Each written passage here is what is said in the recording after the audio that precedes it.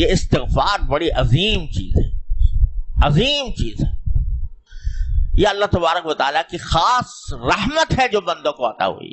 استغفار، اے اللہ معاف کر دے، یا اللہ معاف کر دے. یہ جملہ بڑا زبردست جملہ ہے. اس سے 70 سالہ گناہ ایک لمحے میں معاف ہو جاتے ہیں، ایک لمحے میں ختم. بس اس کے اوپر قلم پھیر دیا گیا، اب اس کا نام ہے اعمال میں بھی وجود نہیں. آدمی استغفار کر لے تو بھائی یہ اللہ میں نے اتنا آسان بنا دیا، کتنا آسان بنا دیا کہ لوگ کہتے ہیں بھائی اللہ میں نے خامخواہ اس مخلوق پیدا کر دی، وہ ہر وقت ہمیں ستاتی ہے اور آ کے ہمیں بہکاتی ہے، غلط کاموں پر آمادہ کرتی ہے.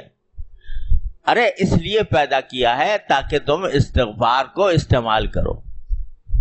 اللہ تعالیٰ اپنی غفاری کا مظاہرہ فرمائے، اپنی غفاری کا، اپنی ستاری کا مظاہرہ فرمائے تمہارے غلطیوں کے اوپر.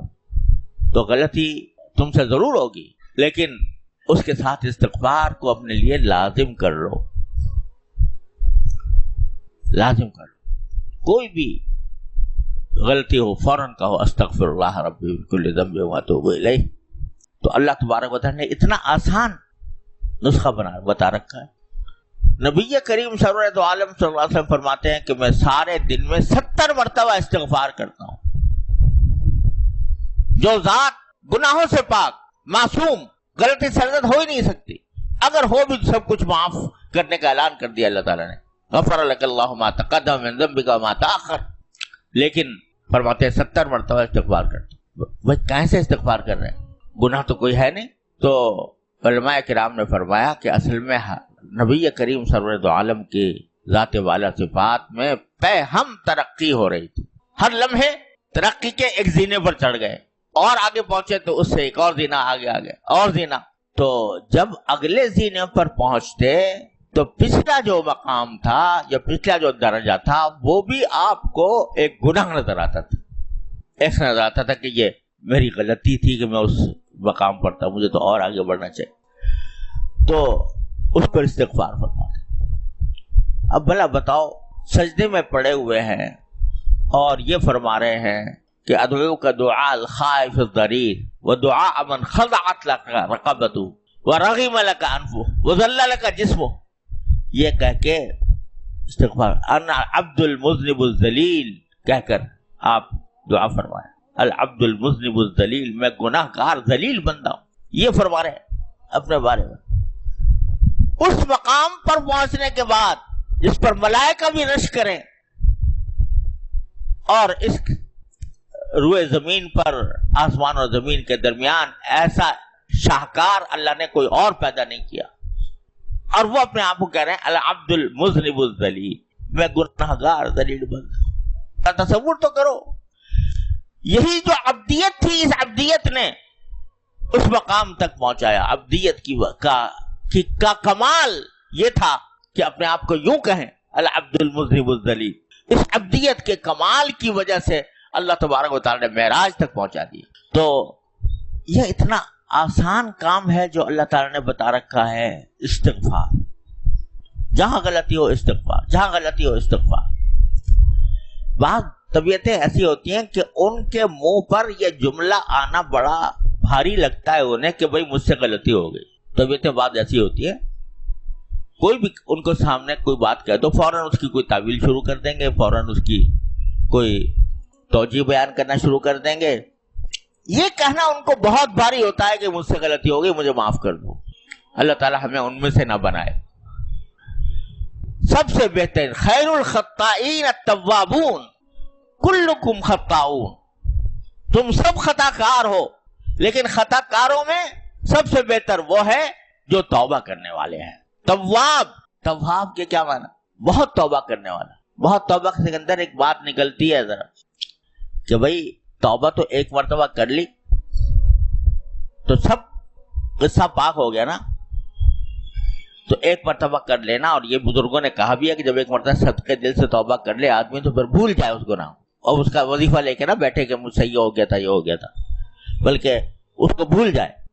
تو اب یہ بار بار توبہ کیا ہوئی؟ تواب، بار بار توبہ، مطلب یہ کہ غلطی بھی بار بار ہو رہی ہے، توبہ بھی بار بار کر رہا ہے. اپنی طرف سے عزم تو یہ ہے کہ نہیں کروں گا، لیکن پھر بتقاضائے بشری پھر ہو جاتا ہے، پھر توبہ کرتا ہے، پھر ہو جاتا ہے، پھر توبہ کرتا ہے. اور یہی معنی ہے اس حدیث کے جس پر رسول کریم صلی اللہ علیہ وسلم نے فرمایا کہ ما اصر من استغفر ولو عاد 100 مرہ او کما قال صلی اللہ علیہ وسلم، کہ جو آدمی استغفار کرتا ہے وہ اصرار کرنے والوں میں نہیں ہوتا، شامل ہوتا. جو استغفار کرتا ہے وہ اصرار، یعنی اشارہ ہے اس آیت کریمہ کی طرف، والذین اذا فعلوا فاحشۃ او ظلموا انفسهم ذکروا اللہ فاستغفروا لذنوبهم ومن یغفر الذنوب الا اللہ ولم یصروا علی ما فعلوا وهم یعلمون.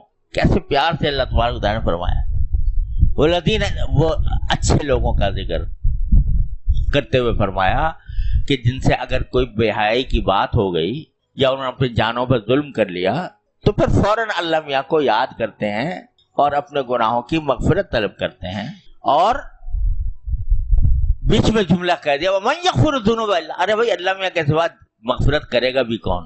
اور پھر وَلَمْ يُصِرُّوا عَلَىٰ مَا فَعَلُوا، جو کچھ کیا تھا اس پر اصرار نہیں کرتے. اصرار کرنے کے معنی یہ ہے، ایک تو یہ وہی سینہ زوری کہ نہیں میں نے تو ٹھیک کیا تھا، یا اصرار کے معنی یہ ہے کہ ابھی پہلے سے اسی وقت سے ارادہ ہے کہ مزید کروں گا، اگرچہ غلطی ہے مگر کروں گا.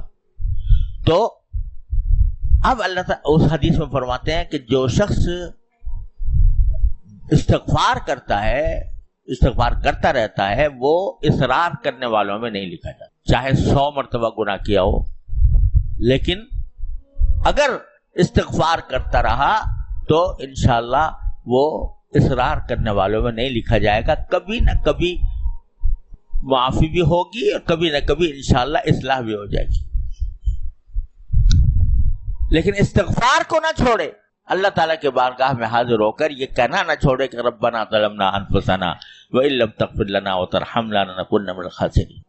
تو بھائی اللہ تعالیٰ کی رحمت کو دیکھو کہ کیسا اسلحہ دے کر ہمیں بھیجا، ایسا اسلحہ دے کر بھیجا شیطان کو بھگانے کے لیے، شیطان کو نامراد کرنے کے لیے، کہ استغفار کا نسخہ تمہیں دے دیتے ہیں. یہ کہہ دیا کرو ربنا ظلمنا انفسنا وان لم تغفر لنا وترحمنا لنکونن من الخاسرین. تو انشاءاللہ تمہاری شیطان تمہیں اگر غلط راستے پر لے بھی جائے گا تو اس کو ہماری طرف تمہیں ہماری طرف سے معافی مل جائے گی جب تم یہ آ کر کہو گے. تو حاصل تو یہ نکل رہا ہے کہ اللہ تبارک و تعالیٰ نے آدم علیہ السلام کو دنیا میں بھیجنے سے پہلے یہ 2 قسم کی غلطیاں کرا کے دکھا دی.